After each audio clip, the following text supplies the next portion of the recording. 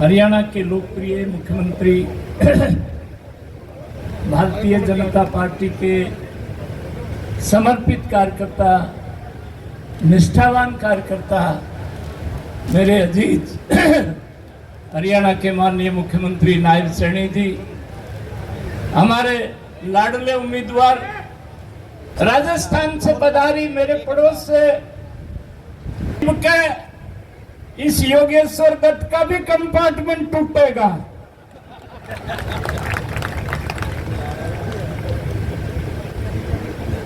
आज हम अपने माननीय मुख्यमंत्री जी को सुनने के लिए आए। मेरा इस इलाके से पुराना लगाव है। पंडित लक्ष्मीचंद के जमुना किनारे जाटी वाले सुन लो, बड़ोली वाले सुन लो, मलिक सुन ले, दैया सुन ले, और जींद में सफेदों के मुआना सिंघाना वाले सुन ले। ये चुनाव मामूली चुनाव नहीं, गदे तमनी इसने मामूली चुनाव मान लो। ये धर्म युद्ध है, ये वही युद्ध है। एक तरफ राम भक्त हैं, एक तरफ राम द्रोही है। इस मंच पर बैठे हुए तमाम लोग हम कार सेवक बन करके अयोध्या में राम मंदिर बनाने के लिए हमने कार सेवकों पर जब गोली चली तो जेल के दरवाजे से वो खुड़का सुना था। हम नारा लगाते थे। ये महावीर गुप्ता सबसे पुराना कार्यकर्ता बैठा है।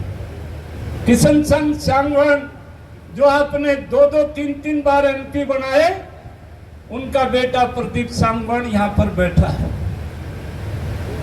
तो हम नारा लगाते थे, रामलला हम आएंगे, मंदिर वहीं बनाएंगे। कांग्रेस के लोग मजाक उड़ाया करते, मंदिर बनाएंगे पर तारीख नहीं बताएंगे। ये पत्रकार छायाकार मित्र बहुत समझदार लोग बैठे हैं।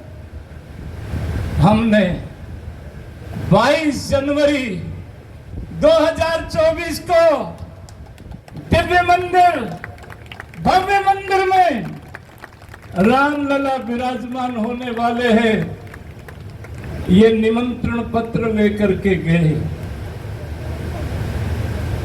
ये पत्रकार छायाकार मित्र जानते हैं। आचार्य प्रमोद कृष्ण, कांग्रेस के राष्ट्रीय प्रवक्ता, उन्होंने कहा, बाद में तो वो क्योंकि रामलला की प्राण प्रतिष्ठा में गए थे, कांग्रेस में कोई राम भगत तो रह नहीं सकता, ये तो रामद्रोहियों की पार्टी है। प्रमोद कृष्ण ने कहा, कांग्रेस के लोगों, एक पाप तुमने पहले कर रखा है।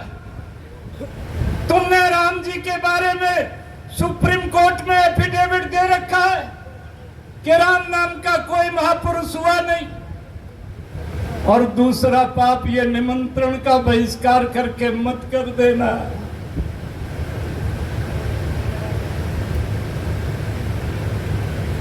तुलसीदास जी ने लिख दिया कि जाको प्रभु दारुण दुख दे ही, ताकि मति पहले हर ले ही। इन्होंने रामलला प्राण प्रतिष्ठा का बहिष्कार किया। वाह नरेंद्र मोदी, आप धन्य हैं।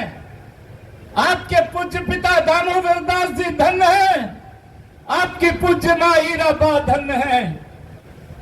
500 साल की हमारी लड़ाई को बाबर आरामजादे ने, मीर बाकी ने हमारे भगवान के मंदिर को तोड़ा था।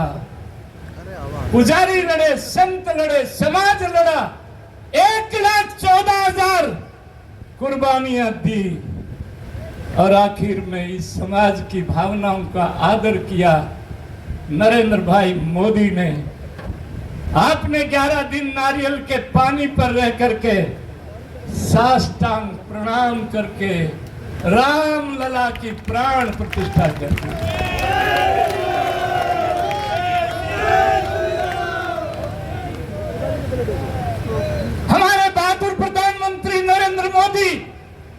कृष्ण कन्हैया ने मथुरा में कंस को मार दिया,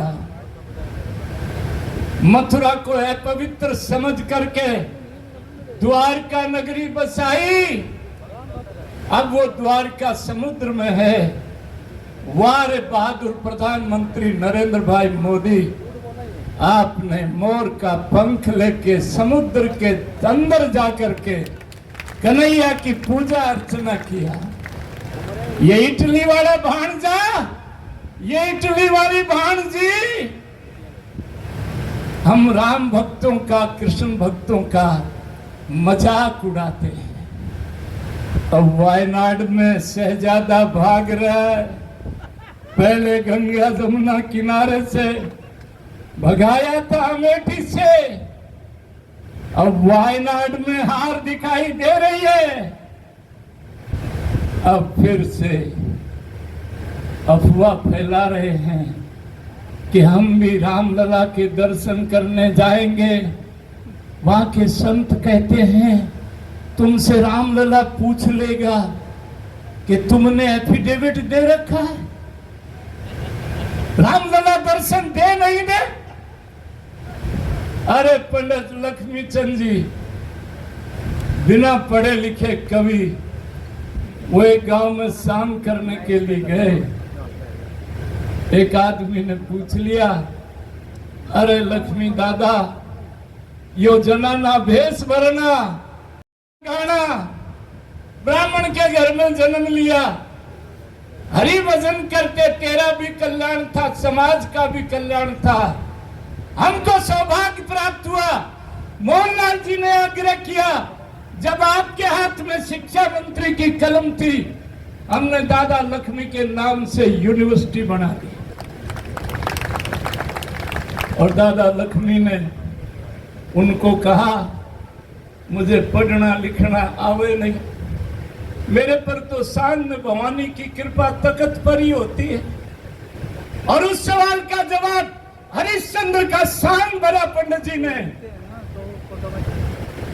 और उसका जवाब दिया, नाचन में के दोष गुसाई नाचे दुनिया सारी रे, अयोध्या में राम नाचा, मथुरा में कृष्ण मुरारी रे, कैलाश पर्वत पर तीसरा नेत्र खोल नाचा त्रिपुरारी रे, धन्ना जाट खेत में नाचा, बीरा बाड़ू रेत में नाची, रविदास कटौती संग नाचा, और लक्ष्मी बामण के इसी तीसी करावे जो मस्ती छा जा न्यारी रे, नाचन में के दोष गुसाई नाचो दुनिया सारी। आज मैं देख रहा हूं, आज मैं देख रहा हूं मोहनलाल की सरलता, मोहनलाल की सच्चाई। ये कांग्रेस, इसने कश्मीर से 10 लाख पंडितों को उजाड़ के फेंक दिया। डॉक्टर मुखर्जी ने जान दे दी, पर धारा 370 नरेंद्र मोदी ने खत्म करी कि नहीं करी? 28 दिसंबर को 2008 को पाकिस्तान से दरिंदे आए, बंबई के ताज होटल में 166 लोगों को, 18 बहादुर सैनिकों को मार के चले गए। कांग्रेस की सरकार थी, क्यों नहीं हुई?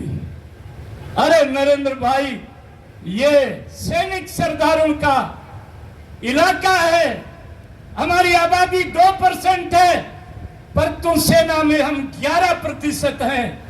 कारगिल के युद्ध में हम सबसे ज्यादा शहीद हुए। वाह नरेंद्र मोदी, आपने 28 सितंबर 2016 को पाकिस्तान के अंदर जाकर के 110 आतंकवादी मार के आए। ये लोग प्रमाण मांग रहे थे। वाह नरेंद्र मोदी, 13 फरवरी 2019 को पुलवामा में हमला हुआ, 26 फरवरी 2019 को इमरान खान के तत्काल प्रधानमंत्री के गांव में बालाकोट को जला के राख कर दिया। नरेंद्र मोदी लोकसभा में और बाहर बोलता है, हमको कोई छेड़ेगा हम साले को घर में घुस के मारेंगे।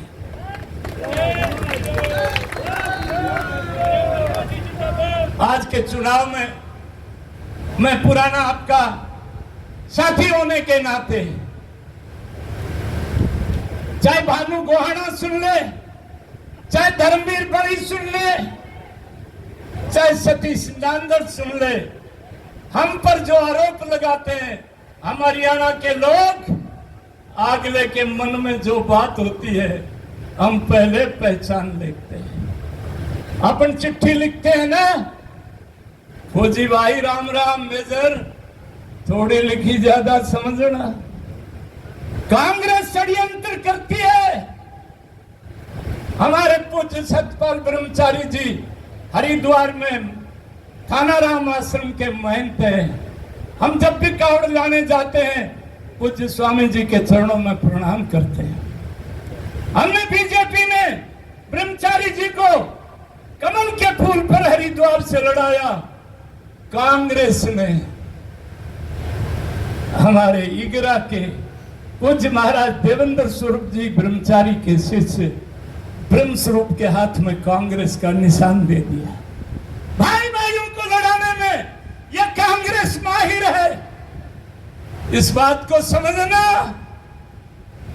लड़ाई और कांग्रेस का ये विदाई का समय है। अपन ठाडे लोग हैं, ये मेरी बहन बेटी बैठी हैं। हम घर से जब विदा करते हैं तो खाली हाथ विदा नहीं करते। कांग्रेस को विदा करना है प्रदेश से, देश से। जाते जाते कमल का फूल इसके हाथ में देना है। 2024 का हो गया मुहूर्त है। अगले 5 साल नरेंद्र भाई मोदी की बहुत जरूरत है। मोहनलाल के कमल के निशान के सामने का बटन दबेगा, वो रामलला को जाएगा, मोहनलाल को जाएगा।